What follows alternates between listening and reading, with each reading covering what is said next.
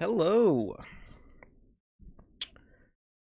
My name is Gavi, or you could call me Alex, whatever you want. Um, First, I'd like to kind of explain what I'm going to do here. I'm just going to do like a let's play of this. I'm streaming it on Twitch, just because it's easier that way. I don't know. I don't think anybody's going to watch it, because it's like 3 o'clock in the morning, and I don't know, it says I have 2 viewers, but I think they're both me. I don't know. Anyway, I'm going to play Dark Souls 2, and I've played a lot of Dark Souls 2. Most people who play Souls games tend to play them a lot. But for some reason, well, I say some reason, but there's many reasons, and they're all perfectly valid. I'm not trying to change anybody's opinion here, but a lot of people don't like this one. It is very much the black sheep of the Souls family. But it's my favorite. Even over Dark Souls 1, which is actually my least favorite, but we're not gonna talk about that too much. Let's just go with my history of the Soul series. Is my personal rankings are Dark Souls 2, Demon Souls, Bloodborne, Dark Souls 3, Dark Souls 1. So that you know where I'm coming from. But this video stream, whatever, is not going to be about those games other than the first one, Dark Souls 2. So I'm going to play through this and try to talk about the lore and the gameplay, just whatever comes in my head that I like about this game, that I think is interesting, and I'm going to complain about it too, because I complain about things.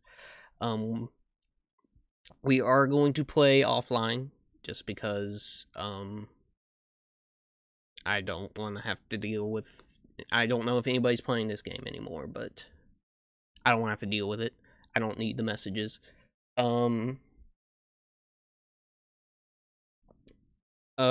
Other things of note, this is the Scholar of the First Sin edition, as you can probably see, as you can probably expect. What that means is it has all the DLC, but also when they released this version, they changed the base game a whole lot.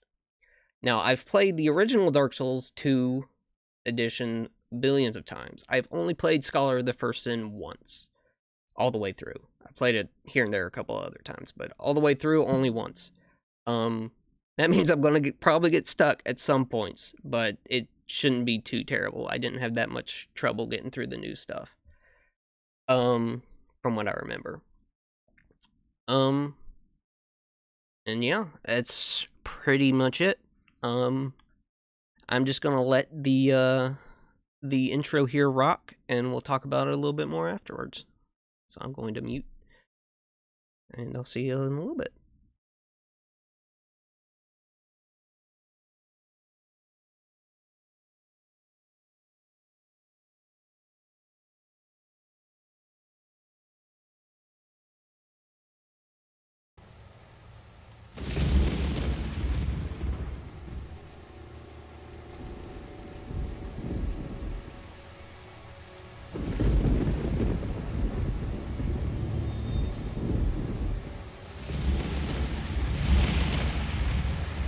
A place where souls may mend your ailing mind.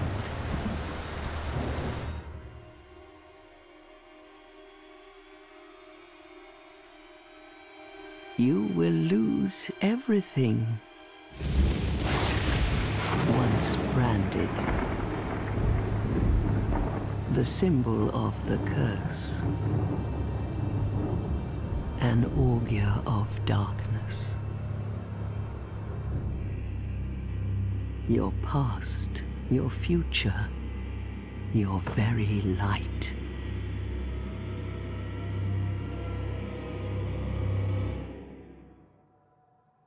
None will have meaning, and you won't even care. By then, you'll be something other than human.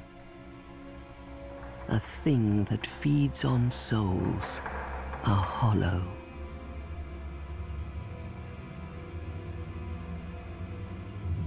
Long ago, in a walled-off land far to the north,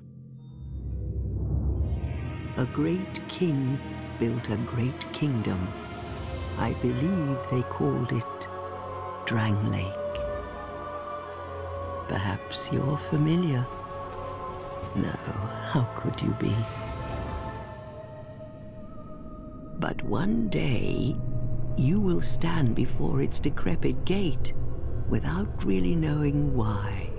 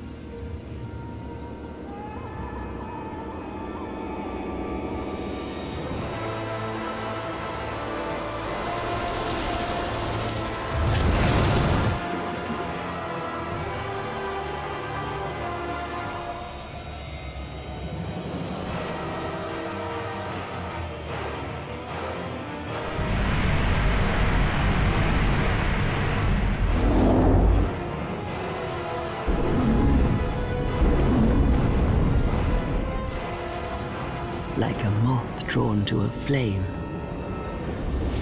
your wings will burn in anguish, time after time.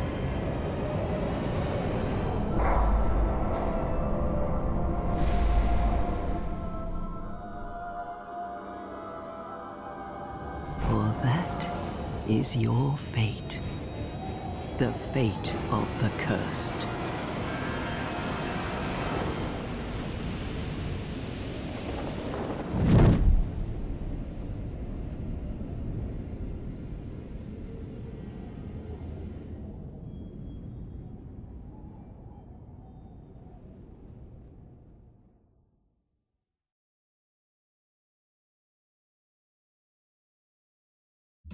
Spooky. Give me a moment after this cutscene plays to make sure my microphone is indeed unmuted.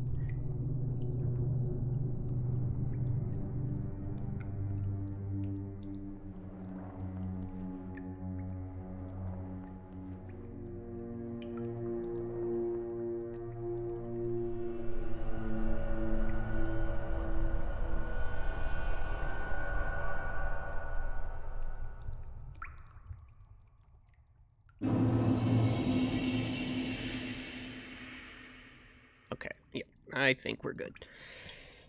Alright, so, you'll notice, this is the only Souls game that I'm aware of where you actually gain control of your character before you can actually, make it, before you can reach the character creation screen. Anyway, speaking of that, I'm going to mostly treat this game as a standalone, and that's largely because it kind of is. There are a lot of references to Dark Souls 1, but the importance of them are debatable, whether they're just, like, references or part of the overall story. It's Dark Souls. It's a little different than the other ones, but it's still very much, I'm going to be giving you theories, I'm going to be giving you interpretations, I'm not going to be giving you, you know, a glossary. I'm not going to be giving you the dictionary definitions of things, because they don't exist. They only exist in the minds of the crazy people who made it. So I'm going to be giving you my personal thoughts about it, and maybe share some fan theories people have come up with and everything like that. But for the most part, this is going to be Dark Souls 2, not Souls in general. Things you will need to know from the first Dark Souls, however, is the curse that they spoke about. You are undead. If you do not know what that means that you do not die, and you slowly lose your mind every time you do die, and you start becoming more spooky, zombie, start losing yourself, that kind of thing. Dark Souls 1 took place in a land called Lordran, which, if you noticed, that was not what the old lady called this. This is Drang Lake. What is Drang Lake? Right now we're going to go with the idea that it is just another place, even though we entered it through a spooky whirlpool door portal thingy. I'm also going to keep this kind of spoiler free as I go along. I'm not going to talk about, like, when we get to an NPC, I'm going to tell you what we know about the NPC from that moment. And then when the game reveals things, I will reveal things. I kind of want this to be a guided tour of the story and the gameplay and stuff like that. Okay, let's go. You notice, this is what we look like. It's actually kind of strange, because if you noticed in the opening cutscene, the main character does appear to be canonically male, and the woman and child who got all spooky and all wax painting-y and melted away, presumably our wife and child. Now, when we do make our character here in just a little bit, we can make it whatever we want. We can make it a giant blue purple woman with jowls the size of the moon, if we want. But typically, these games have I don't know if canon protagonist is really the right tune, but a lot of the imagery from the intro is mostly just to represent the curse taking effect and us losing our previous life to come to Drang Lake. You also notice here on my shoulder there, that is the dark sign. You also saw it on our back in the intro, and that basically brands us as the undead. Do we have it? Yes, we do indeed have it. I'm also going to be reading some of these fine item descriptions. I'm going to check pretty much all of them, but I'm only going to read the ones that are important. Dark sign. An accursed mark. The dark sign induces death, returning the player to the last bonfire rested at the cost of all souls held. Do what you must to gather the pieces, scraping them into some semblance of a whole before the will to do so fades. You can actually use this to die, and you'll die. It's exactly like if an enemy killed you. This is a multiplayer item. We don't really need that. That is also an multiplayer item. That might be important, but I'll read it later. We also had our starting equipment. Let me check. Hemp hood that fully covers the face, provides protection from the elements and little more. The cursed souls who wander the land have a strange way of ending up here, as if drawn from afar by some force. It is also important to keep in mind that people tend to be drawn to Drang Lake. Whether that has always been the case, or is a recent invention of its history, we'll find out. And all the other parts of the set also say that. Let's move on. Enough talking. So move up here. I have nothing. I can only punch things. And these are our first enemies, even though they don't attack unless you attack them, I believe. I think these are called kobolds. You do encounter more aggressive varieties later on, but right now they're just little gremlinly looking spooky things, and they'll just run around. I believe they do attack you if you attack them, and they swarm up to you like cuckoos and Zelda. For right now, they're just watching us. From isn't that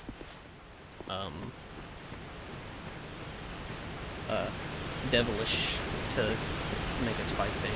This is also, I believe, the first Souls game without a supposed-to-kill-you boss fight at the beginning.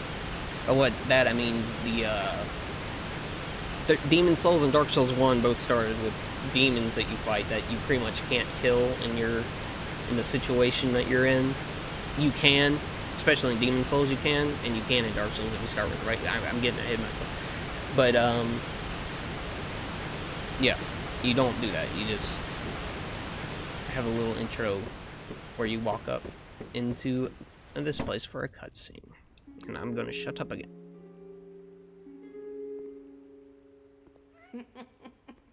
What seems to be the ruckus? Oh my, your face. The face of the curse.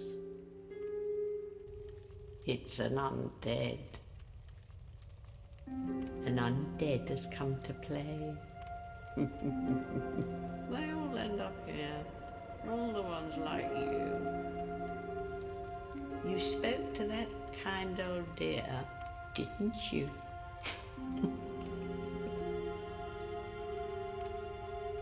You're finished. You'll go hollow. Yes, you'll become one of them. Hollows prey upon men, feast upon their souls. This is the fate of the cursed.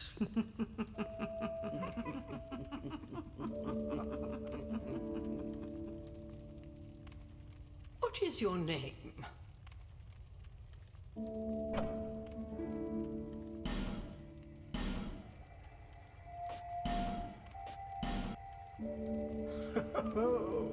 At least you know your own name. Here's your reward for sharing. It's a human effigy. Take a closer look. Who do you think it's supposed to be? Think back, deep into your past. Yes, it's an effigy of you.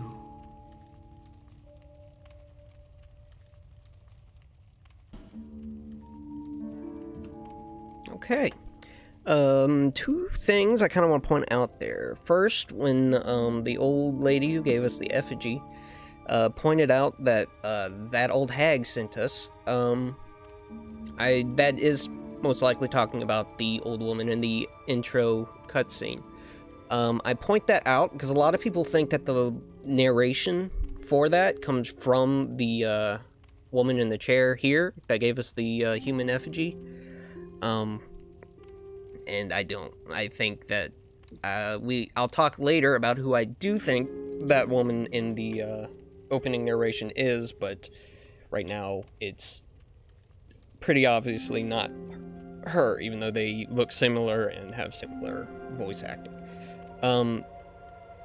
Secondly, we are hollow, and hollowing is the name for that the curse that we have.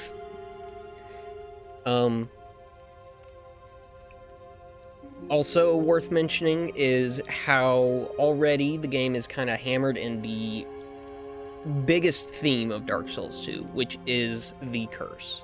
It is the undead curse. This is the game about the undead curse. The first game was about the curse was obviously a big part of it. But that was more, I felt, about, you know, the gods, Gwyn, and all of that.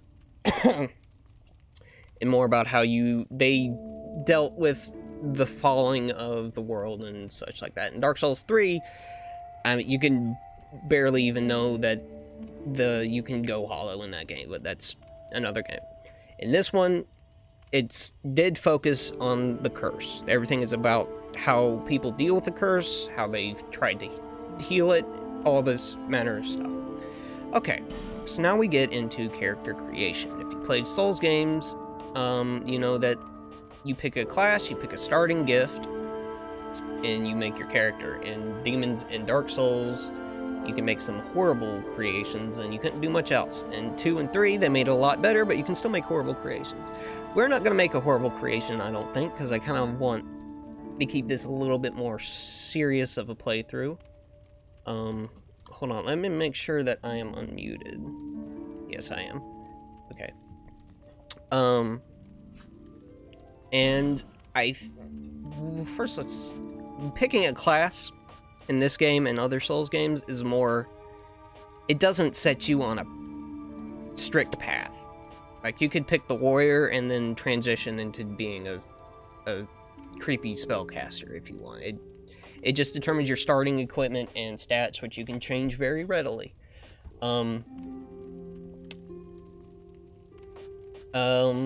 All these are kind of self-explanatory. The Explorer is unique to Dark Souls 2, and they start off with just a dagger, which honestly isn't that bad. Probably one of my favorite parts of Dark Souls 2 is pretty much every weapon is viable, but you know, the other ones start off with better things than just a dagger. But they do start off with some really useful consumable items, and also some magic finds, so they get better item drops, essentially. And then you have the Deprived, which isn't everyone, and you're just naked. Usually I will start off as Deprived, but I kind of want to do a sorcery build. I've never played through this game as a strict mage. I've played, you know, dex and intelligence and stuff like that. I think I'm gonna go for a mage. And for our starting gifts, you can start with the life ring, which gives you some HP. That's probably the best for new players, I think. A human effigy, which we'll get into later, that lets you return to being human for a while. Healing wares is just a bunch of extra healing items. A homeward bone allows you to return to a checkpoint, essentially. A seed of Tree of Giants is a multiplayer item. It makes enemies attack invaders to your world, so we won't be picking that. Bonfire Aesthetic is a unique item to Dark Souls 2. It allows you to turn an area into New Game Plus, which I'll get into maybe later. We're going to pick the Petrified Something. I like taking this because if you know what it does, it can be pretty good. It's most interesting, at least. So we're going to take that, and I'll show you what to do with it later. Alright. Now, what are we going to look like? Male or female? Oh yeah, that's true. It is quite good for crits. Daggers in general are good for crits. I usually go with a dagger for my first build in these games, because I like doing backstabs and parries and whatnot. I think we'll be male. We're gonna be a magey type, so we'll be skinny. Yeah, we won't have any muscles. We're a nerd. We're freaking nerd. I'm gonna keep the homeland this, because all the old ones kind of make you look weird. I mean, you still kind of look weird. You know what? I've just watched the Castlevania show on Netflix. I kind of want to be that sorcerer dude, that, like an erudite from EverQuest, is what I think of when I think of mage. So I'm gonna make an erudite looking dude.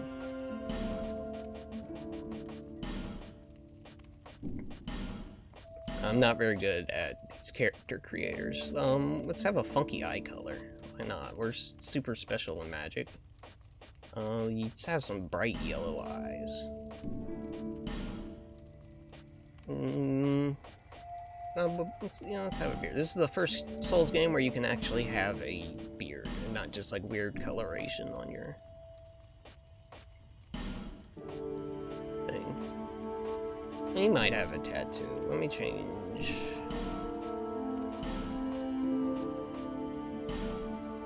Where would I do that?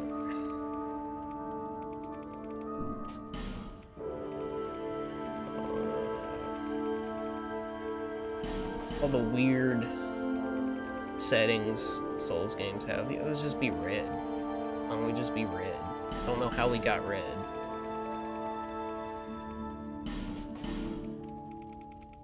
Well, let's make us a little less red, please.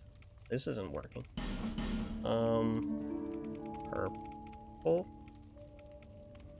I'm also colorblind, so if this person does not appear to have brown skin and instead has green or red, then don't blame me, blame my eyes.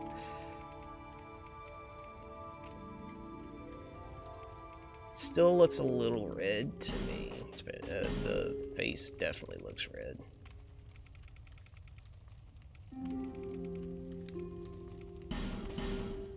Just mess around with this. Yeah, there we go. It's making it less red. But now we're pitch black. I didn't want to go that brown.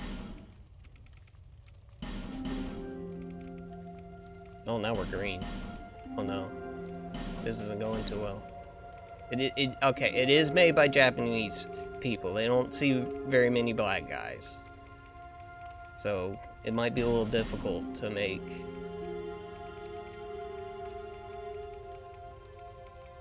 a darker skinned fellow here, but I'm gonna do my best. I'm not doing too well though. Let's see.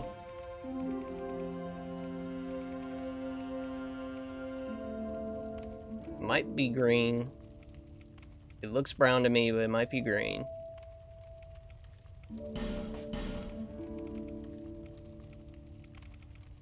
Let's get the weird coloration on the face out of here. Might have to go to a different setting to do that.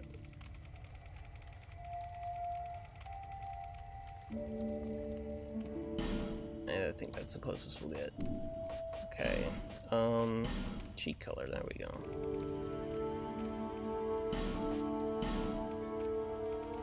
Be a little older. We'll be bald. It's got weird orangeness on our face, but we're probably not going to be seeing much of our face anyway. I'm not too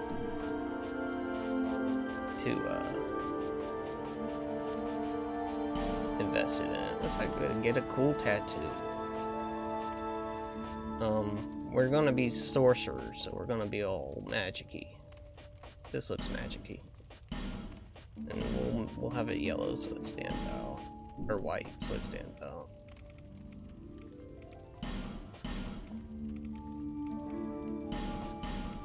Let's... Okay, it disappears into our forehead, that's not good.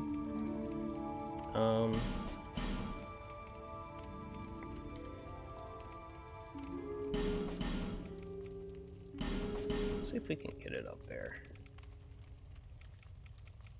No, let's just put it on our eye. Why not? We already got funky eyes. Oh, a little too big there. Turn it around.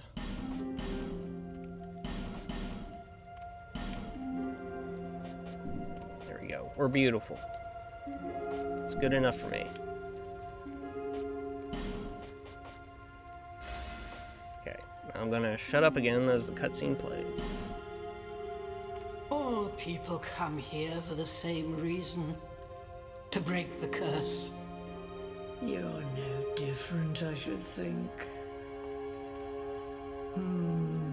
Doesn't stand a chance. Well, you never know.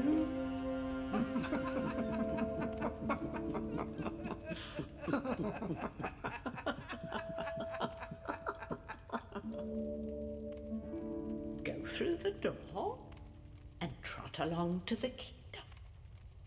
But remember, hold on to your souls. They're all that keep you from going hollow. Oh, I'll fool you no longer. You lose your souls. All of them. Over and over again.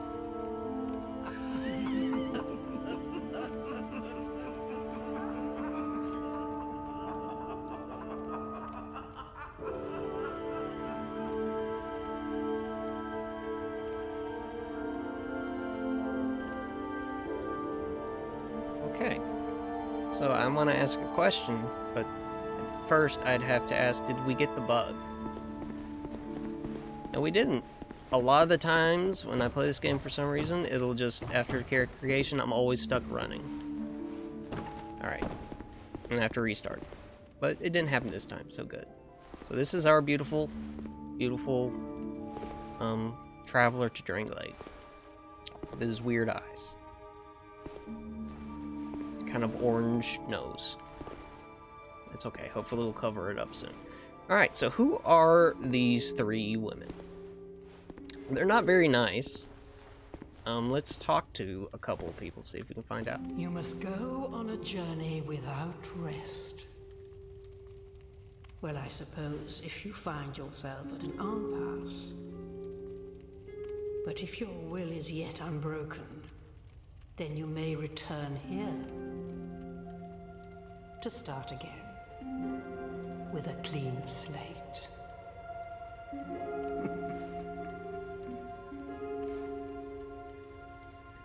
Now, what she's actually alluding to there is, lore-wise, it might be in relation to kind of how this is an in-between area between Drang Lake and wherever it is we came from first. You could maybe assume it was lore-drawn, but we don't know enough about the Dark Souls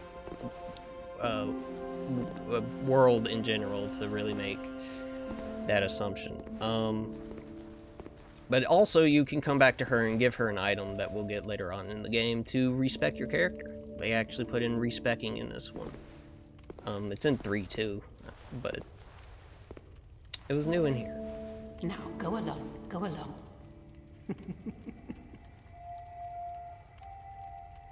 Like I said, they're not very nice. They just laugh at you. They're just mean old ladies that laugh at you and just ignore you.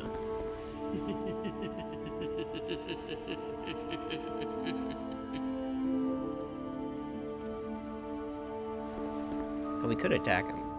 You can attack any NPC in Dark Souls, but we're not going to do that because that would ruin the game. This Okay. is a limbo.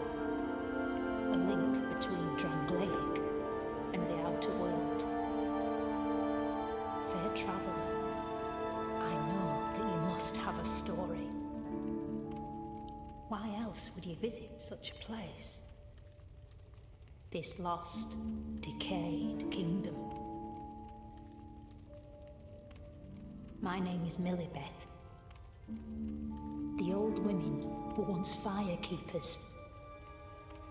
I am here to look after them. It is what my mother did, and her mother before her, and so on. Okay. So, first off, she tells us that this is not actually part of Drang Lake.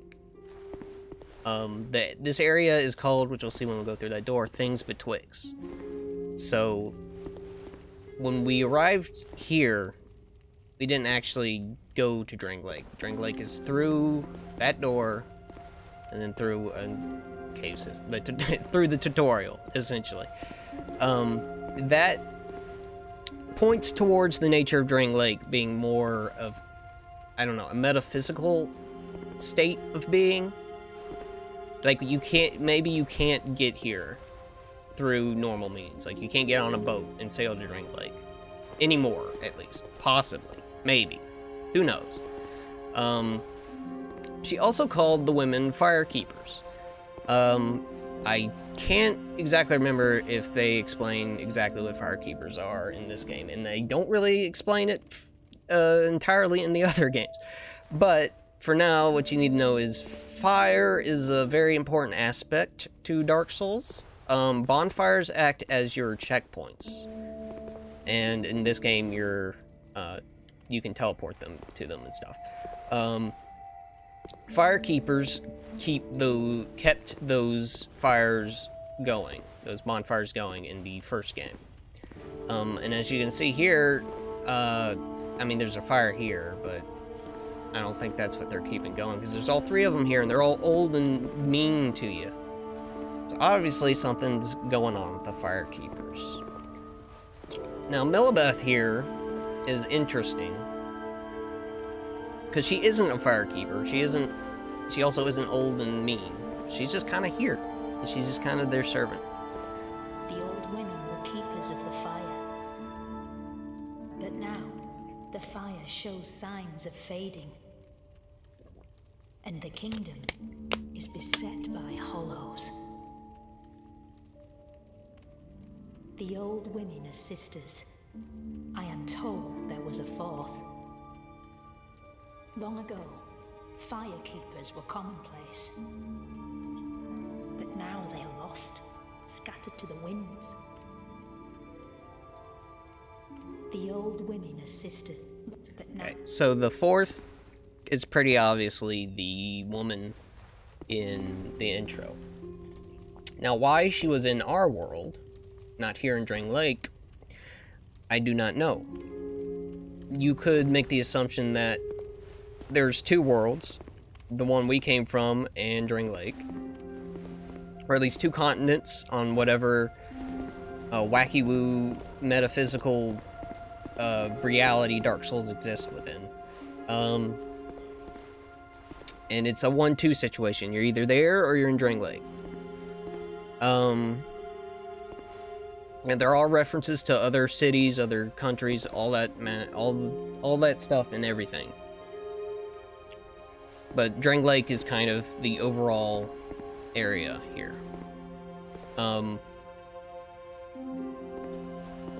So would their fourth sister be left behind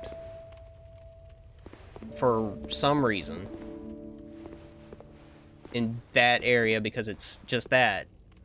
Or is, you know, Lordran just another area, and Drang Lake is just another area, and every place in the whole world is dealing with this, and these just happen to be here? Who knows? We're gonna go up here. We're gonna open up this chest.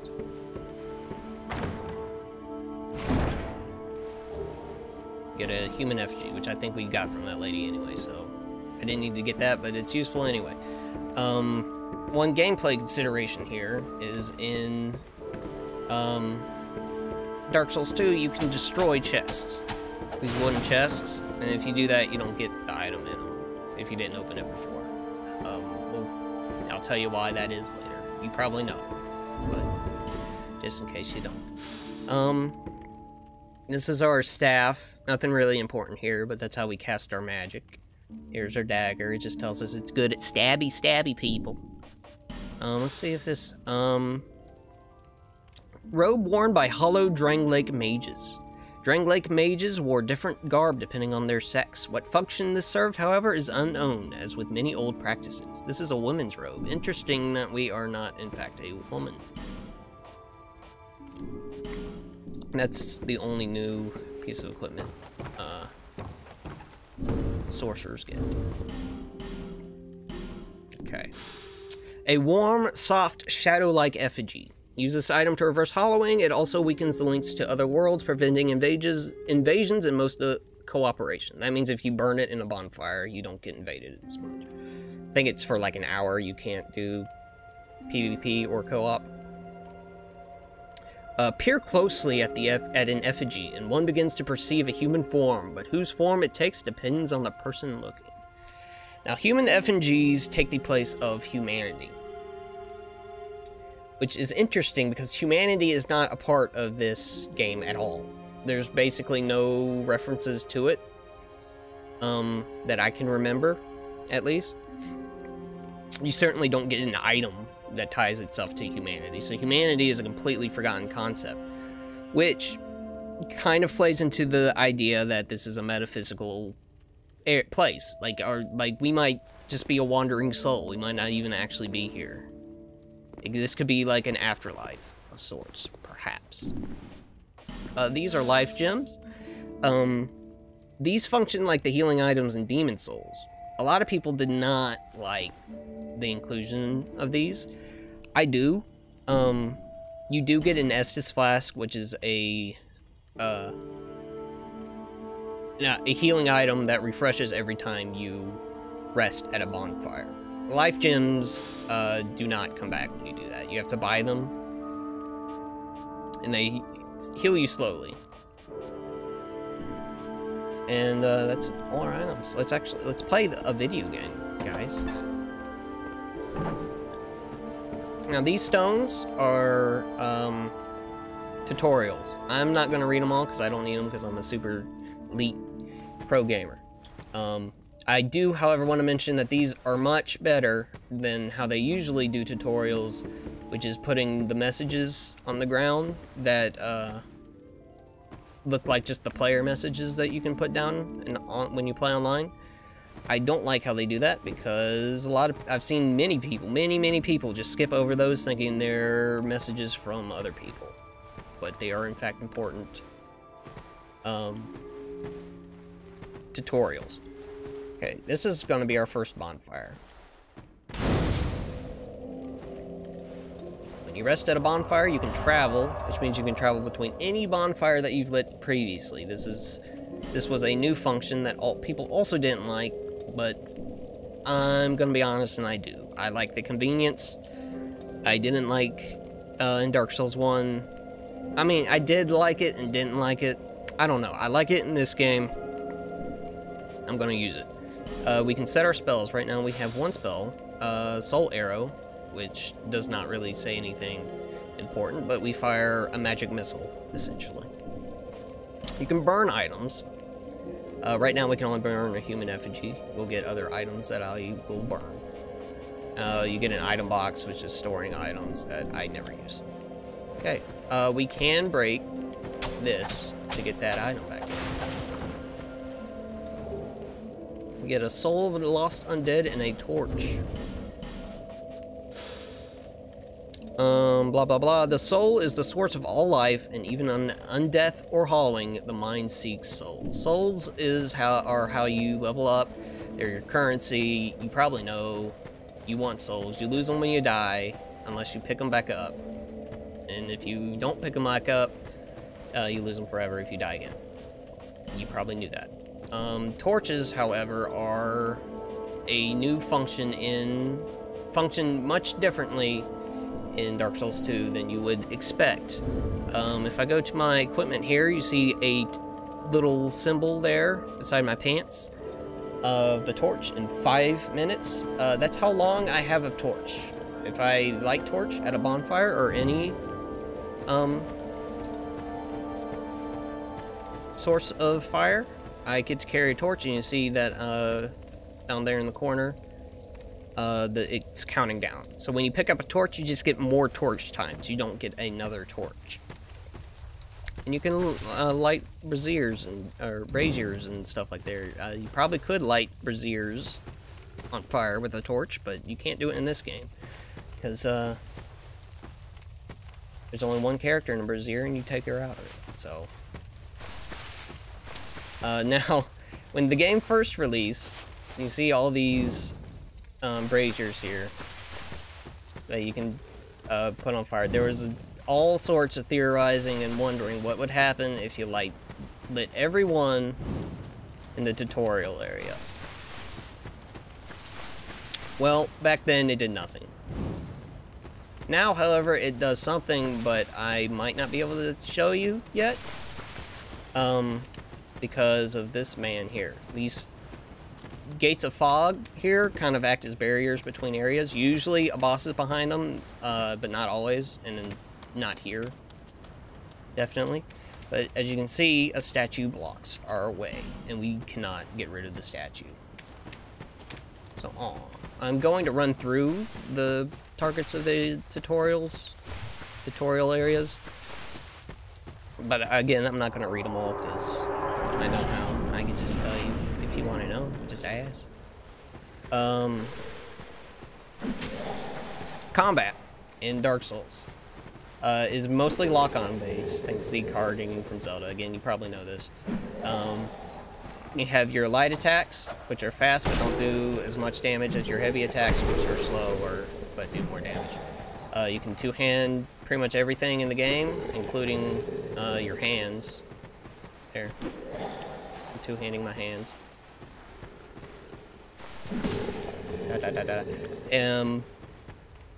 And that goes for both, so I can punch with my left hand. In fact, I can parry with my left hand, which is another mechanic. Let's see if I can get this guy to do it. Oh, it's a little too slow. These are bad guys to do it on. You see, I killed them, I got souls. So you kill things, you get souls, you use that to level up and buy things. You also use magic. As you can see, the current spell I have equipped is Soul Arrow, as you can see at the top, in the bottom left there. I hit R1, and I cast Soul Arrow, and it does that damage. In this game, you do have a limited amount of casts, so I just used one from 30, so I went down to 29. You get those back when you rest at a bonfire. Again, I'm not gonna pretend like nobody knows how to play Dark Souls, but just in case. That's kind of how I want to go with this series here. This is like the pilot episode, if I choose to do, if this goes well and I choose to do more. I kind of want to play through games that are long, mostly RPGs, games that are long, people don't have time to play through, or games that people don't like, that I like, or just obscure games, and we'll play through them in a way that you can feel like you're playing it with me, so we all have fun. That's what Gavi and friends means. It means that you're my friends. So, let's continue. You can get backstab. Well, the game has a point where it teaches you that, so we'll just kill that guy. Okay, so if you read that over there, it tells you you can backstab people. You go up behind somebody, hit R1, and you punch them in the back, and then you stab them, and you do a lot more damage. As you see, I did 301 up from like 60. So daggers and other kind of like dexterity-based weapons have a higher crit modifier, which means they do more damage off of backstabs and parries. New to Dark Souls 2, if you saw that little punch that I said I did there, that was largely consideration for online play. In Dark Souls 1, in PvP, it was all lag stabs. And it's still lag stabs, and it's always going to be lag stabs forever. But they try to alleviate that by giving that little punch. If you do that punch, and they are not still in your backstab range, you don't get the backstab. They might get stunned, they got moved out of it somehow. A lot of people didn't like that. I'm kind of whatever on it. It is kind of annoying. It's more satisfying to get, you know, that instant backstab off. But it is what it is. I really hope I didn't make him green.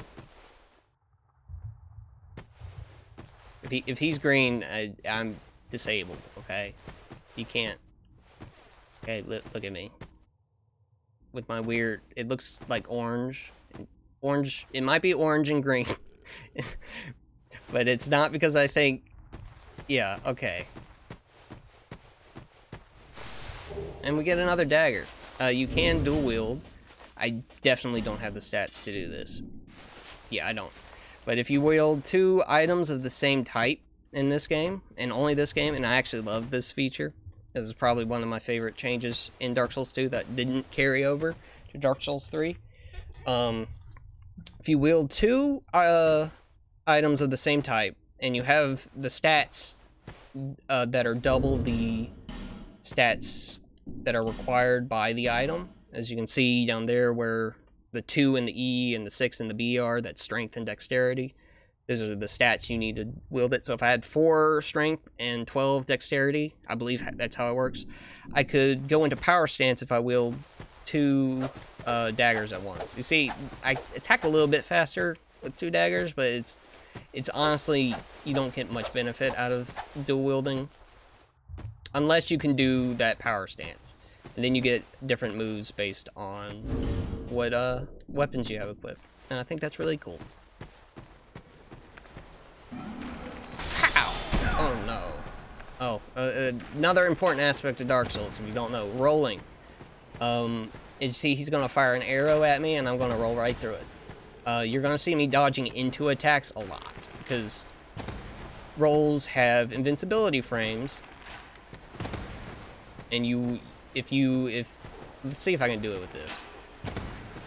I probably can't do it. But if the arrow's hitbox is like really long, and I roll backward, oh, I actually get. You see, I got hit by the arrow even though I rolled. So I want to end my roll in my invincibility frame somewhere he's not hitting. Because if I end it somewhere he is hitting, I'm gonna get hit. Even though that does like no damage, I'm not sure why. But no, there's another friend over here. Come here, friend.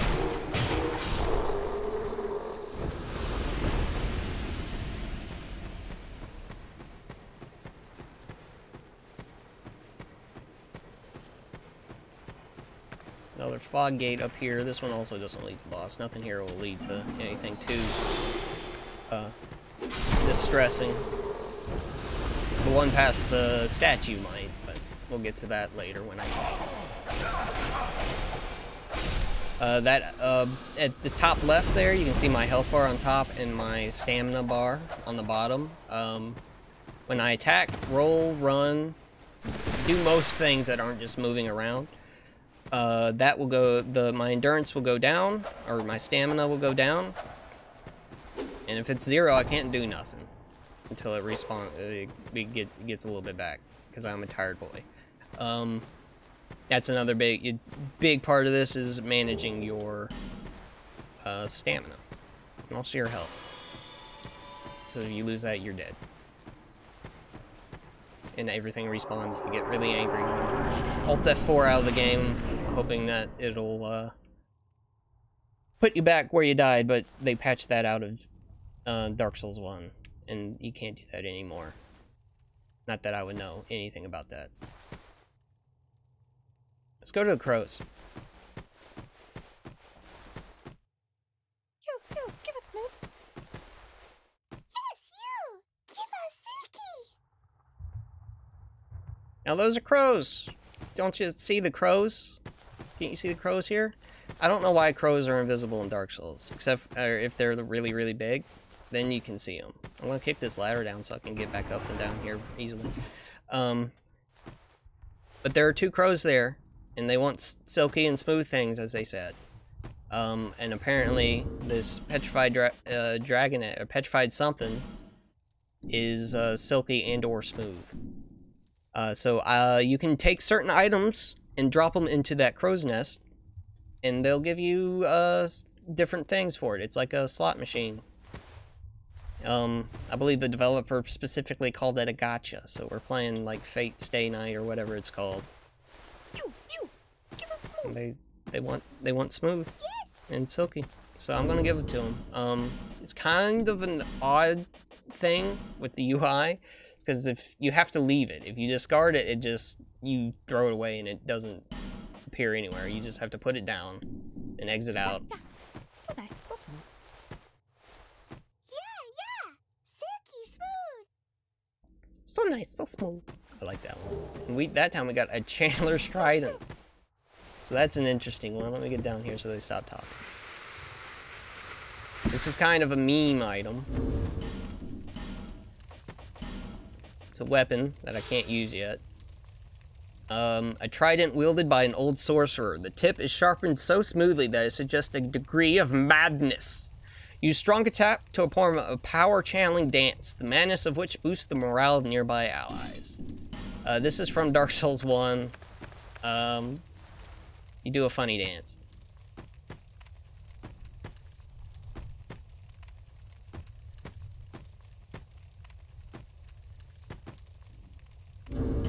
So I got that. You can get a bunch of stuff from that, mostly upgrade materials, which is kind of what I was hoping for, but I'll take the trident because it lets us dance. Okay, forward. Can't go through there.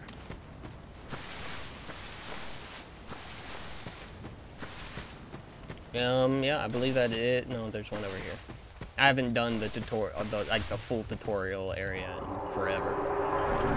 And I will light all the braziers.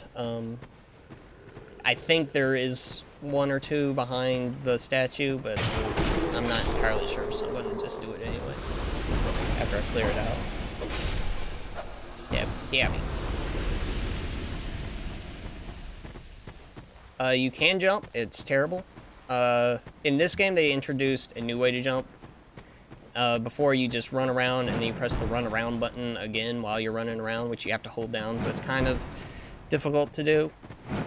They changed it to where you can just press a button while you're running, like R3, I think, or L3, to jump. I keep it on the old setting just because that's what I'm used to. But you can jump, and it's a bad jump. An amber herb. These allow you to restore spell uses. It is the mistaken belief of many that the flowers of this herb do not blossom. However, small white flowers do blossom during dusk when the moon is visible. That's not important, I don't think, but they let you get your spell uses back. This is also a returning feature from Demon Souls that some people got upset about. I like it. It makes it being a mage much easier. The name of the game, for a big reason I like this game over the others, is how much more viable everything is in it to play. Like, in the other games, you can beat it with whatever. I mean, people beat it with, you know, soul level 1, no damage with, you know, while jerking off and stuff like that. But in a casual playthrough, this game is by far the hardest, I think, to mess up. Bar one exception, which I'll get to later, in terms of leveling up.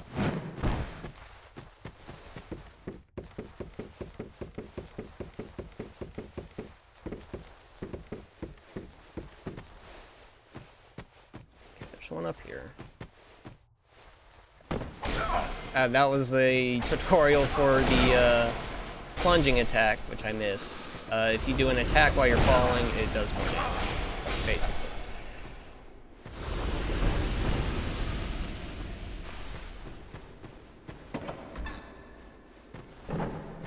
What's in here?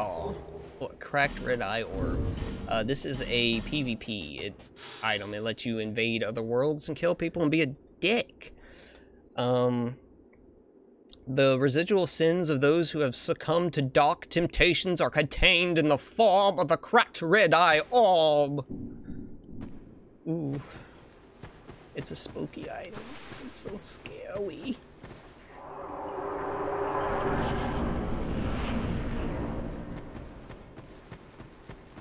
Alright. There's one here. There's one over here. Yep, there's one over there, so I can't do it yet. So, I'm not gonna waste my time. I'll do it later. As you can see, there's some spooky creatures over there. Originally, this poor guy was not there. That's a big change in Scholar of the First Sin, is they added a bunch of those around. Before, there were, like, one, maybe two.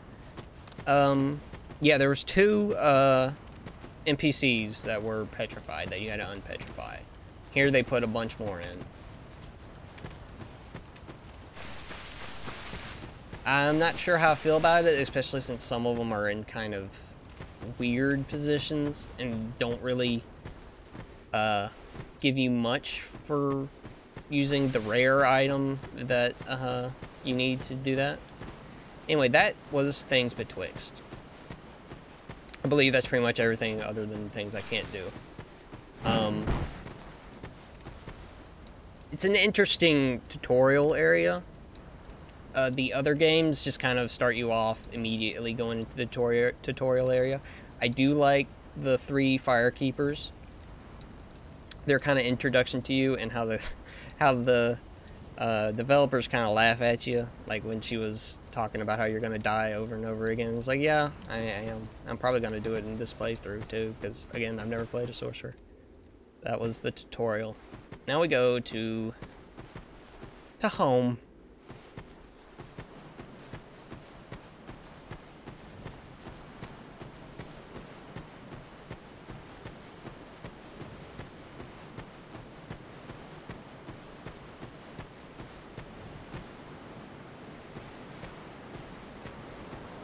Gonna RP walk because it's sexy.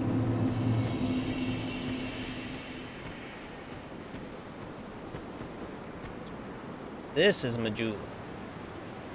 You're gonna be seeing a lot of Majula, which is why it's so good. It's so pretty. Look at that. They made such a good decision putting that sun there and make it, because I have a feeling it looked really dingy and dirty, and I mean it does look dingy and dirty in some places, but it would look so much worse if it didn't have that big sun there.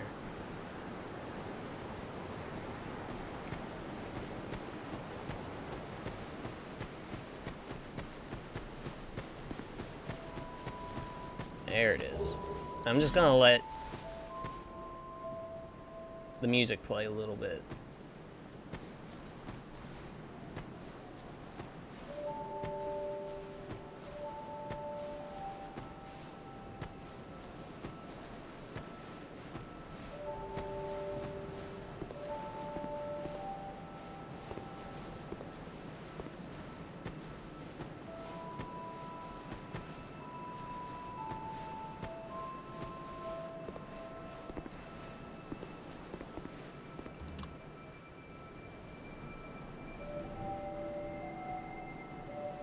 I just like the music a lot. It brings a lot of what stirred me to do this was a friend started playing the Dark Souls series, and he had just gotten to Dark Souls 2, and I was watching him play it, and I just heard this music, and it was just like, I gotta play this game again. The music in the Souls games are pretty good at that. They're pretty good at calling nostalgia and everything like that. And I like Majula. A lot of people don't like Majula. Well, I mean, I don't think anybody really dislikes the kind of aesthetic and sorry, throat's getting a little sore. The kind of aesthetic, and you know, pretty much everybody thinks it feels good. It feels like a good Dark Soulsy place. They don't like that you have to go to it so much, but I do. I like how it feels like a home. And here's a bonfire. Probably the bonfire you're going to be seeing most of. And there's a couple people here to talk to.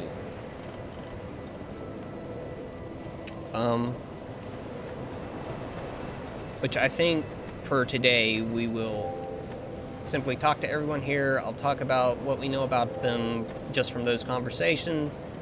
And we'll go do the first area next time. This will be like a intro, just kind of like how I want this to go, only with more combat and stuff later on, when I won't have to explain so much stuff.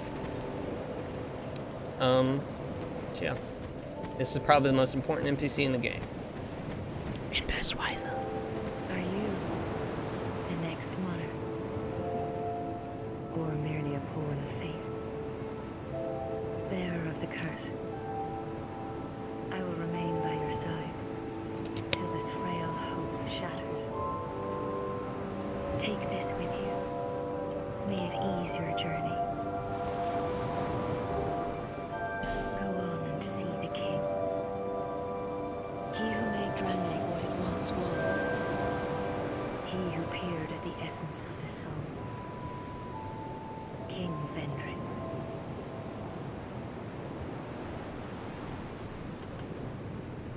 This is the Emerald Herald. She does have a name, but we don't know it yet. And what she gave us is the Estus Flask. A green glass bottle of unknown make. Fill it with Estus at a bonfire and drink from it to restore HP. The nature of the link between the Estus flasks and the bonfires that illuminate the world of the undead is entirely unknown, but that is of little concern, for any undead knows the value of these precious flasks. Again, you probably know this, but Estus flasks are important. They heal you. When you drink out of them, they're just big cups of Sunny D that make you feel alright. And they refill, like, you just have one, and you start with just one in this game, which is also different, but they also kind of carried that over to Dark Souls 3, but not really. Well, yeah, really? I don't know. That's Dark Souls 3, this is Dark Souls 2. You just start with 1. You do get more, and you can make it heal more as you play through the game, but we'll get to that later. I mean, she still has some more to talk to us about. Bearer of the curse, seek misery. For misery will lead you to greater, stronger souls.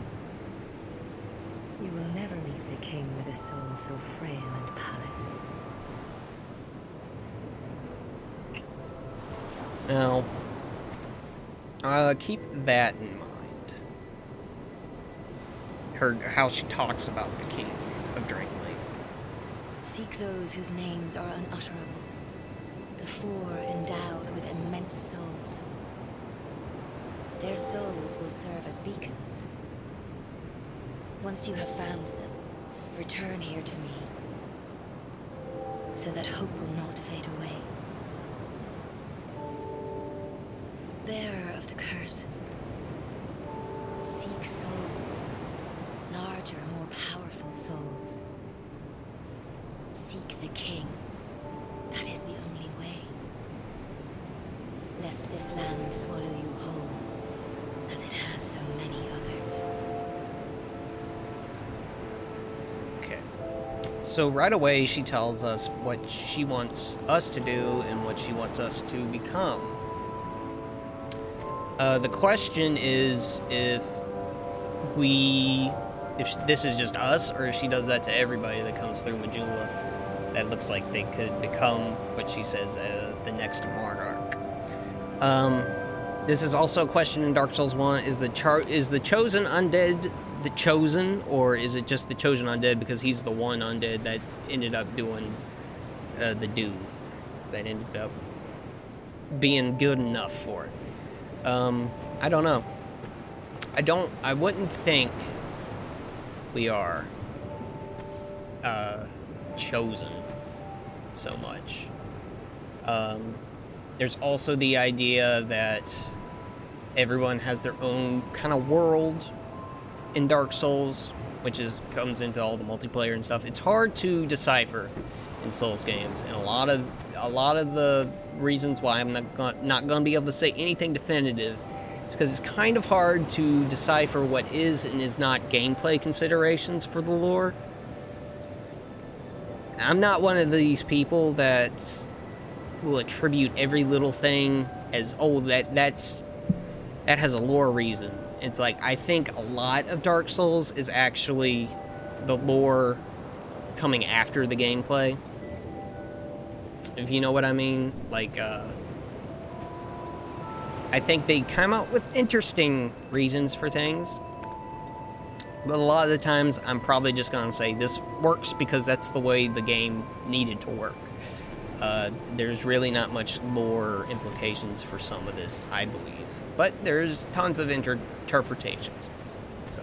Bearer of the curse, seek souls, seek them, lest this... But she gives us our mission, to seek souls. She's going to tell us that every time we talk to her, so get used to it. She lets us upgrade our Estus flasks, which we need an Estus flask shard, which we don't have. So if we find those, we give them to her, and she gives us more Estus. She also lets us level up, which we'll do right away. But we can't. As you see, we start at level 11. Each of the classes starts at a different level, just because that's for the stats they need. You can press this button to go into this mode, which lets you see what all the stats do, including all these secondary stats over here. You can only level up the stats on the left here, and they highlight which ones they change. Vigor increases your HP. Pretty much every character is going to want at least some vigor. Endurance does stamina, and also a little bit on the HP, but it's mostly stamina. And again, pretty much every character is going to want at least a little bit of endurance. Vitality increases your equip load. It lets you wear heavier armor and items. Again, everyone's going to want at least a little bit, but it's not nearly as important as the first two, especially in this game. This game is much more lenient on equipment loads. In the first one, you couldn't wear a full thing of armor and still be able to roll pretty much at all efficiently. until until you had a fair amount of levels behind you. In this one, it's much more clear when you will be too overloaded, and I very much like that. It is probably the most positive change in terms of equipment that this game made. Attunement is going to be important for us because it allows you to use more spells. It gives you more spell slots, makes you cast them faster, and it also raises your agility, which is probably the most controversial change to Dark Souls. Let's see, I'll go over here. AGL, agility. Boost ease of evasion and other actions. Classic Dark Souls description of the RPG elements. Other actions. Thank you. Thank you, From Software, for the help here. What this means is it affects your roll, primarily. The more agility you have, the more invincibility frames you have during the roll. So it is very important. If you know anything about Souls games, which again, you probably do, you're going to need some agility. You want the rolls. You're not going to be blocking as much in this game as in the first one. And even in the first one, where blocking was more prominent, you rolled a lot. Attunement gives you a little bit of agility, which is good. Strength is pretty self-explanatory. It allows you to do more damage with strength-based weapons. Every weapon has different scaling based on your attributes here. Usually strength or dexterity. Both of these do basically the same thing. You can see there, dexterity raises your poison and bleed resistance by a little bit. It's not super duper important. And adaptability is the big one. Adaptability is the primary way to raise your agility, and also some resistances and stuff like that. Actually, over here are bonuses. So Dex raises how strong your poison and bleeds are, which I might get into if I get some stuff with poison and bleed on them. But that's mostly for if you want to be like a thiefy character, a fast character, doing fast things, being sexy while doing it. Adaptability is the primary way to raise your agility. I like putting adaptability up to at least 15 early on. You can get away with lower, especially, we might not do that since we're going to be getting some attunement. But agility is, again, the most controversial change in this. I also kind of agree it's not the best. It makes it more of an RPG, which I do like. Kind of one of my issues with Dark Souls, just in general, is a lot of the RPG elements are kind of pointless. Like, I'm just gonna straight up, for most playthroughs, like armor does not matter whatsoever for the person playing. Like, it can help, but it's usually when somebody is having trouble, changing up their armor or getting more defense stuff isn't what gets them through it. It's just doing it over it again and learning patterns and whatnot. So I do like the idea that it makes it so that you can spec into being, more agile. Like, this character, he's got less vit and less vitality and vigor and stuff like that, but he's got a lot of adaptability, so my rolls are really good.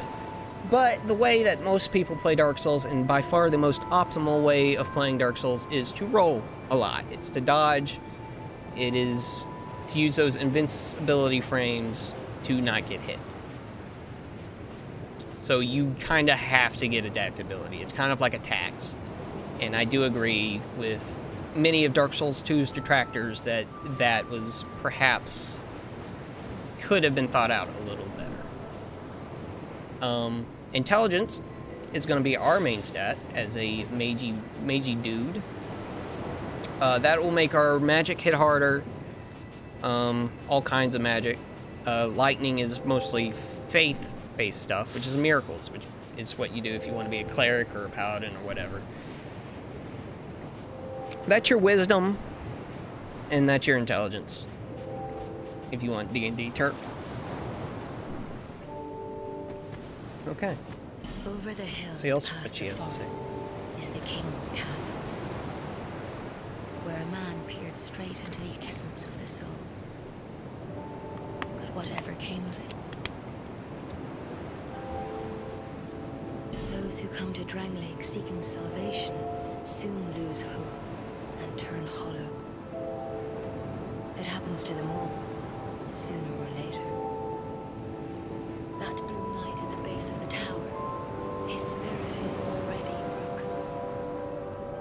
Although he does offer sound advice. Perhaps he is a foreshadowing of your own future. And there is indeed a sad man up there. Again, this is going to be a theme throughout. It's pretty much every character is going to tell you about kind of the inevitability of the curse of being undead, and just how screwed everybody is, basically. That tiny thing inside the ruins. An ancient being that will mock your very existence. She imparts sound wisdom, provided you find her on a good day.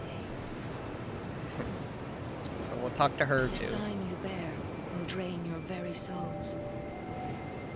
And without souls, you will turn hollow. Stay strong. Do not lose hope. Even when you have precious little time. Now again, that's a difference from Dark Souls 1. Souls increase your power, but it was humanity that kept you from going hollow, I believe.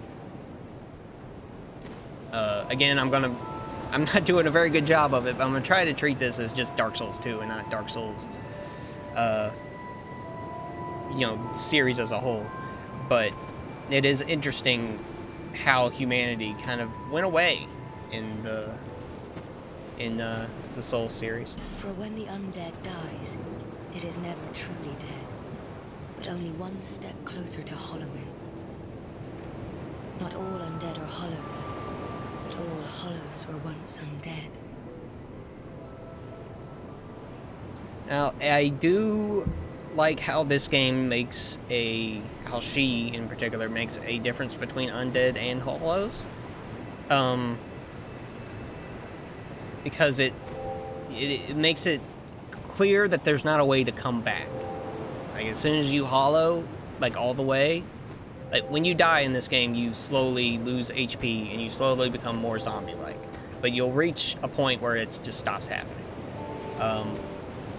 And that's a gameplay consideration, because they don't want you to die enough and then the game ends. But, when you go fully hollow and become a hollow, there's no going back. All those people we're killing are just zombies. They're mindless animals. If you find an Estus shard, so that over the hill... And then she's gonna repeat. Okay, let's go talk to that sad fellow up there. He sounds like he needs a friend. First, there's just some items around here. I believe. No, not there. It's somewhere around here.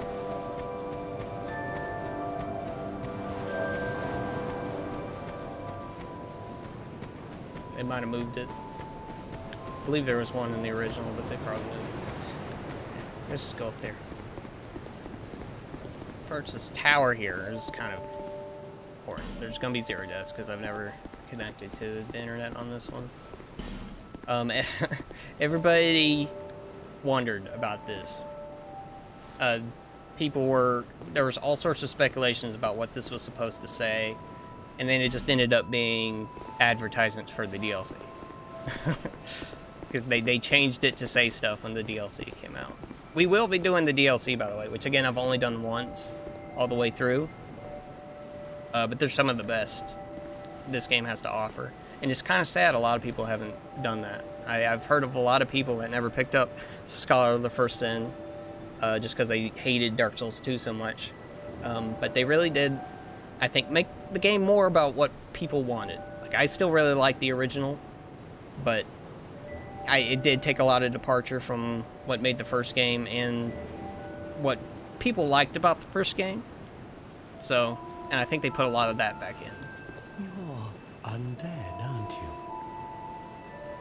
You have that distinct scent, the smell of irreversible fate. This is Majula. It is a kind of settlement, a place where life is almost normal. And in Dran Lake these days, there are very few places like that. And that's why I called Majula home, because this is the, like, the only place you'll go without everything wanting to kill you. There are things that want to kill you here, but it's, for the most part, it's safe, and a lot of people seem to congregate around it. And I think it's important to note how close it is to things betwixt, obviously. This is if there are more people going through whatever spooky portal we went through, they're gonna end up here. I am Solden. And like you, I lost everything. And now I'm here. You probably heard that it was possible to break the curse here. Well, that's not true at all. There's nothing here for you, me, or anybody. Yeah, he's a downer, man. It's kind of the first hint of kind of the overall goal that we end up having. Not to spoil too much, but we, in a lot of NPCs and a lot of figures that we hear about, is we are all wanting to cure the curse or stop it in some way, which was a big deal in the original Dark Souls as well, but here it's specifically to cure the curse. Everything is about the curse. Do you know much about souls? Even I'm not certain, but I'm told that the soul is the essence of life itself. Anything living, sentient or no, supposedly has one. What we call the curse is traceable to the soul. Do you see what that means? To be alive, to walk this earth. That's the real curse, right there. We undead will never die. And that's quite a predicament, really. Now that is some sad stuff right there. I really like that line. I think that points to a lot of the not really undertones, but kind of how the developers and writers saw the curse in relation to the real world. It's like the curse is really just being alive and not being able to die. It's like, it points to the idea, you know, everything has to end. You know, nobody wants to live forever. That kind of stuff. There are 4 beings in this land with giant souls. And wherever you go from here, you'll sooner or later come up against them. Each has a powerful soul and a terrible curse. If that frightens you, then you ought to just give up right now, like I have.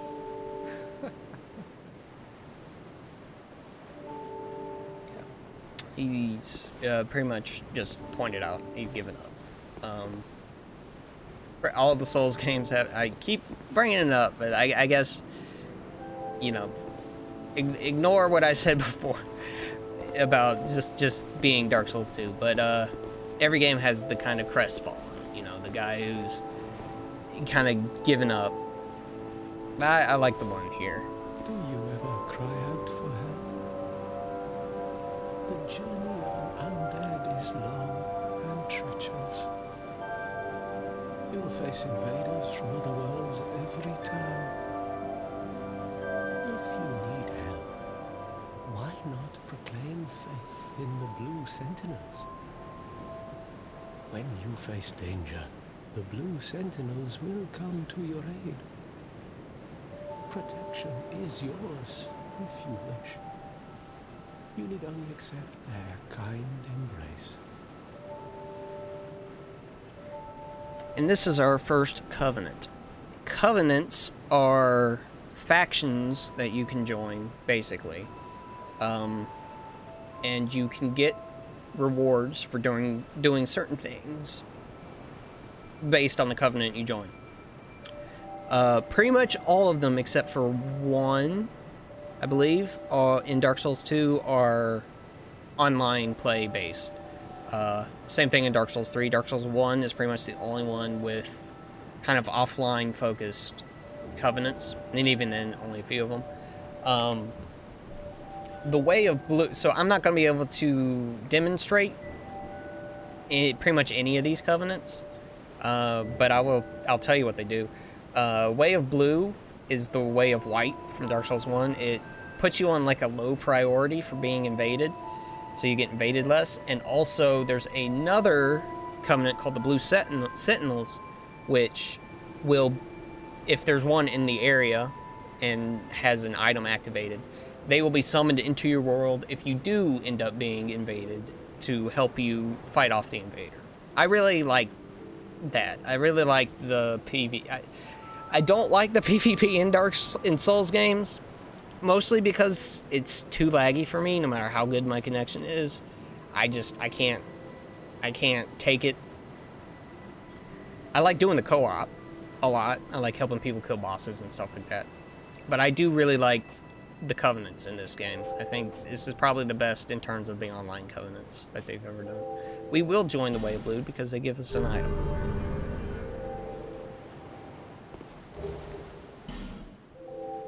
That is a wise decision.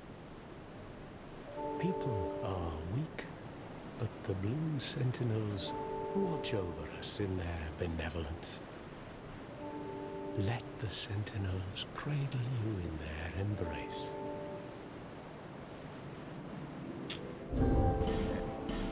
Before we talk to him, let's look at that item. It is a ring. You get 4 rings in this game. We upgraded from 2 fingers in the first game to 4 fingers in this one. I guess because we have 2 hands, both with 2 fingers. Ring of the Way of Blue Covenant. Increases HP slightly. The Way of Blue is not a developed religion. It is a humble prayer that spread naturally amongst those seeking help. When apostles of blue are invaded by dark spirits, they can receive assistance from masters of other worlds. Actually, I'm not entirely sure it actually puts you on low priority, but I tried to do the Blue Sentinels, which is the covenant that lets you help people, and I never got it summoned for anybody, so I'm going to assume that it is. And we'll talk a little bit more about the Way of Blue and the Blue Sentinels when we get to the Blue Sentinels, which is a little bit off. But it's a little bit different from the Way of White in the first game. As it says there, it kind of spread naturally. So it's less of a cleric thing, like it was in Dark Souls 1. And more of just a everyday, everything thing. Does he have anything else to say? Lonely here. Well, I wouldn't if you'd stop being so dour. Just fine, as I've nothing left anyway. It will grow on you, this place. Give it some time. Okay, you can lower his gesture. Thanks for the welcome, buddy. Do you see the way beyond the bonfire? That will take you to the forest of the giants. There was once a great fort, but little of it remains. You may just find something there that will be of use on your journey. But don't venture too far inside, or you might not come back. I do like how this game points you in the direction more often than Dark Souls 1 did. There are still a couple of points where you won't know where the fuck to go. But that's just, you know, that's just what people like in Souls sometimes. But this one does do a little bit better job than leading you around than the first one, I feel. Hade's Tower of Flame lies beyond the far gate. In the cathedral, the Apostles of Blue gather. But the road leading there is perilous. The gate is rigged with some contraption. But how it works, I just don't know. I love the way that you Have look. you seen that pit, that gaping hole in the earth? I don't know how far away I can get from it, below, but it's over there. but I wouldn't suggest trying to find out. Besides, you'll never make it down there. Not without a ladder of some sort. The flame you see there is a bonfire. They exist all across the land, beacons to woo undead. If you are tired, try resting beside the flame. The flame heals us. Long ago, a woman called a firekeeper watched over each bonfire. She kept the flame lit and guarded it from those who would extinguish it. I wonder where the firekeepers went. Well, we know. They're just over there, dude. Now, interesting that he does not know where the firekeepers went. Because if he came to this world the same way we did, he would have met them. And they would have, you know, laughed at him. And that's probably why he'd be so sad. But he didn't do that, so why are you so sad? Did you notice any letters on the ground on the way here? These are messages that have jumped the fissures between worlds. In Drang Lake, the flow of time is convoluted. Things shift and waver, twist and turn. Poignant wishes, dashed dreams. The messages convey our very inner thoughts. If your will to soldier on falters, try leaving a message. Somebody out there is sure to listen. Now, that's all in reference to online stuff. Leaving messages and putting down your summon sign, stuff like that. You may notice symbols that appear upon And that's what he's these gonna tell us about right there. Do you see the way beyond that? And that's it. So we're done with poor crestfallen Salden here. He does have more stuff to say. We'll come back to him every so often. May you find peace on your journey. There you go. And it does still have the... if you walk away, they get mad at you. I can't remember if that's in Dark Souls 3. I don't know, but it's in this one.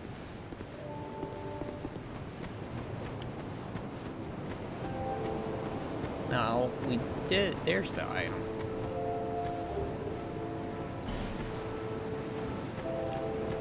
We did notice this fellow here. We kind of look... yeah, that we got basically the same skin color. But he's that way because he's all hollow. So I don't know. I don't know what color I am. Oh, it doesn't matter. Just help me open this door. I packed my tools in here, seeing it was vacant. But now somebody's gone and locked the door. I'm a blacksmith.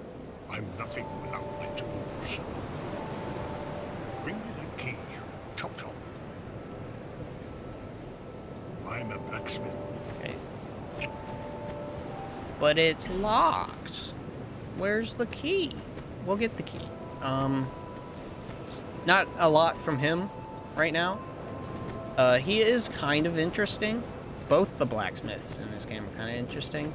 But not a whole lot to say about him. Like I said, he is pretty clearly hollowing. See the white eyes, I mean, he would have darkened face because he's a blacksmith, you know, to get all the ashes and stuff, but he's clearly kind of losing it a little bit. Now what's over here? There's an item over there. You can break all these, but they come back, I believe, whenever you reload the area. We won't be going down there yet. That's the way to the Tower of Flame that Salden was talking about. Well, I'll show you up here. This is very interesting, and something I wish, I wish they kept in all the Souls games to follow. Homeward Bone is not what I was talking about. That is in every Souls game, but a white ashen bone returned to last bonfire rested at. Bonfires burn on the bones of undead, and this bone, belonging to one whose journey was cut short, has the power to travel to bonfires, as if it yearns to resume its futile quest. So again, pointing out how fire and bonfires, but fire, are important to the undead. This is another covenant.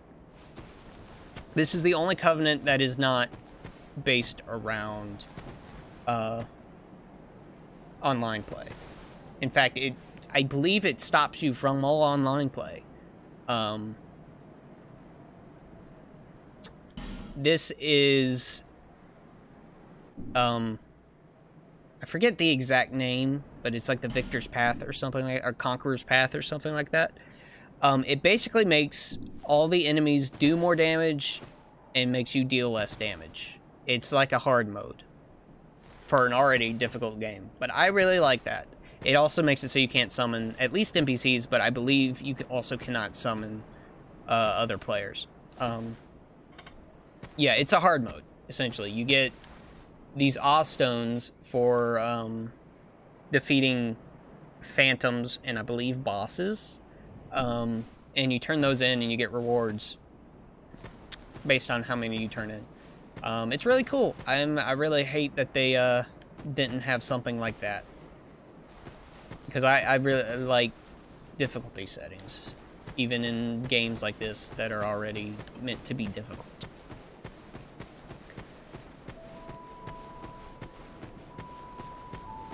And here's the big hole he was talking about in these things.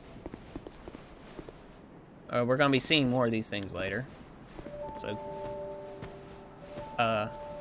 keep their design in mind. But this is a big old hole. Now you notice I could drop down there. And I could maybe survive it. You do take quite a bit of fall damage in this game by default. I'm not going to do that yet. But obviously that item down there is meant to try and tempt you to do such a thing. But we will leave it for now. And we'll check in here. Oh, hey, buddy. Hello there. Welcome to my shop. I'm Morlin, and I sell armor. Oh, sorry, Please do have a look at my wares. I could really use the business, if you'd be so kind. He's our first merchant. You buy things, again, with souls. Their costs are there. They're all red because I don't have enough souls. Mullen is another character I really like. His story is going to be kind of interesting. It's also interesting that he needs the business, is how he puts it. But again, he only takes souls. So I came from the west, from Volgan. Have you been there? It's a lively place, vibrant with trade. Very competitive, of course. And you have to grease the wheels to get anywhere. But I didn't have the funding for that, so I left home in hopes of striking gold. It's been years since then, and I've Well, I've made very little headway. I don't even know why I'm still here. Everything's all run down and dying. It's terrible for business, really. Now, he's the first character that's going to tell us he's specifically from another area than Drang Lake. And that calls into question, again, if Drang Lake is a nexus of sorts for lost souls, or became one at some point. We don't know. But thing to keep in mind with him is what he said about his home country being a vibrant trade city, and he himself being a trader, but obviously not a very good one. A group calling themselves the Blue Sentinels have gained much power in Volgan. You can't even run a shop without their blessing. They claim to be working for the greater good, but it's absolute hogwash. Interesting commentary on the Blue Sentinels there, I told you about before. Now, it's important to note that, what I said before, that didn't have enough funding. He couldn't make it, basically. Like, his place is all about trading. He wasn't a very good trader. You could say he was a bit of a lost soul. And that's how he ended up here. Oh, by the gods, why the hell am I here? Well, I just told you. You listen to me, boy? You listening to me? Yeah, that's all. We will be talking to him as we go on. The armor he sells will, like, his stock will increase as we go on. I'm mostly just gonna buy stuff because it looks cool, but it's also important to advance his story. And there's an item up here. Titanite Shard. I don't think there's anything important lore-wise about Titanite Shards, but they are upgrade materials. Titanite was discovered in an ancient layer of Earth and is said to be a gift of the gods. Titanite of this size has very little power, but it is still a rare find. You use these to upgrade your weapons and armor. Mostly weapons. If you don't know Dark Souls, you want to upgrade your weapon. That's the most important thing. Upgrading your armor can, help if you have a specific idea in mind, but you want that weapon to be hitting as hard as possible. It's the most important thing. Whee! Alright, let's check over in the...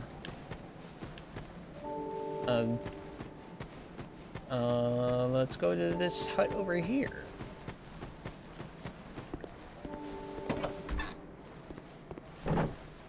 Oh, it's a kitty. Let's pet the kitty. Oh, undead are we? And one without much time remaining. Just about ready to fall apart, I'd say. Not exactly the time to be chatting with a cat. Well, suit yourself. Oh yes, you may call me Shalqua. Enchanté. So, what did you want anyway? Ooh, you smell wonderful. Okay, so the cat talks, and it has a really sultry voice. This is a very odd, interesting character. I like her, but speculation abound about what exactly Shalquar is. I mean, obviously she's a cat, but why she talks? Who knows? Why she knows things, as you'll see. Who knows? This place is already dead. Everything will crumble and waste away so that something new may be born. Isn't it wonderful? ominous. It's worth noting that this is basically the only NPC in the game that you cannot kill. If I were to attack her right now, she would laugh at me. I'm not going to do it because I'm not entirely 100% certain it won't mess anything up. But, she'd just laugh at me and wouldn't even react otherwise to me attacking her, and she can never die. This place is fascinating. We receive only the most peculiar visitors. Folk like yourself. It's enough to keep even a cat amused. Are you going to see the old ones? Those four who have grown so incredibly ancient. They must have sprouted quite a thick coat of moss by now. For heaven's sake, no one even knows their names anymore. Imagine that. Yes, nothing like yourself. For you have a most pleasant scent that grows nicer with each passing day. Now, that's also an interesting part of Xiaoqua, is, it kind of plays into the idea that we might be a chosen one, and she knows about it, or something. I don't know, she says more, we'll get into her more as we talk to her, as events play out in the game, but never really figure out entirely what her deal is. Friends with the man by the sea. He has lost everything. Absolutely everything. The only thing he's good for now is a few tidbits on covenants. Covenants are a type of, well, contract, you might say. You give something to gain something. That's the way humans like it, right? It might be just the thing you need. But what does a cat know? Did you see that oddly formed rock behind here? Long ago they called it Victor's Stone, as I recall. If you wish to face greater challenges, speak to the rock. Although, you'd just as well not. This place is already dead. Isn't it what? So again, this game gives you more direction, I think,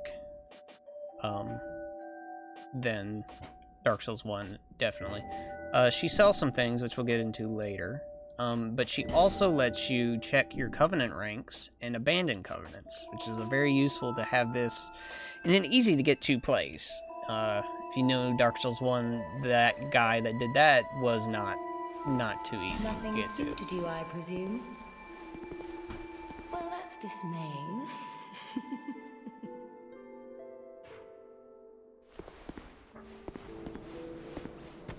Okay. And there's this big house that we can't get into. And here, we'll get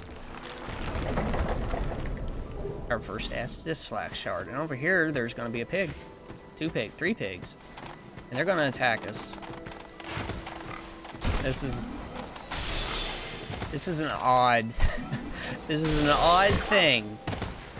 I don't know why these pigs are here. As you can tell, they're actually not that easy. Oh, my controller disconnected. That's definitely going to make it harder. They're not that easy. And they don't serve much purpose. And they added to them in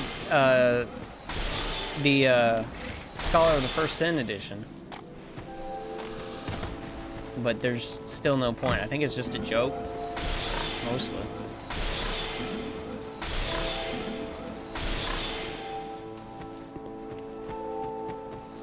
Yeah, you get very little souls. They don't drop anything, as far as I know.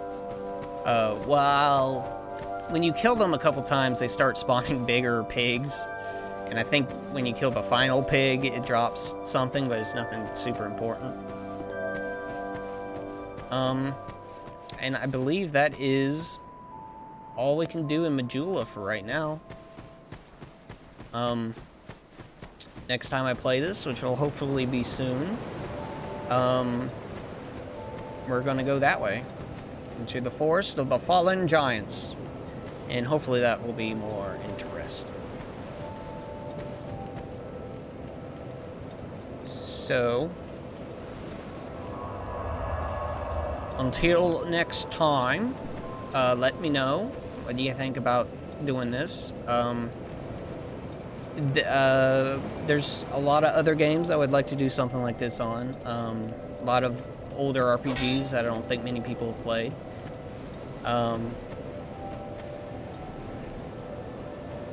I kind of picked this one just because, again, it was kind of relevant to what's been going on, and I just wanted to play it again. So yeah, if you're watching this on YouTube, let me know if you like it and if you want to keep me to do more. Bye bye. I love you. Oh yeah, kiss me back.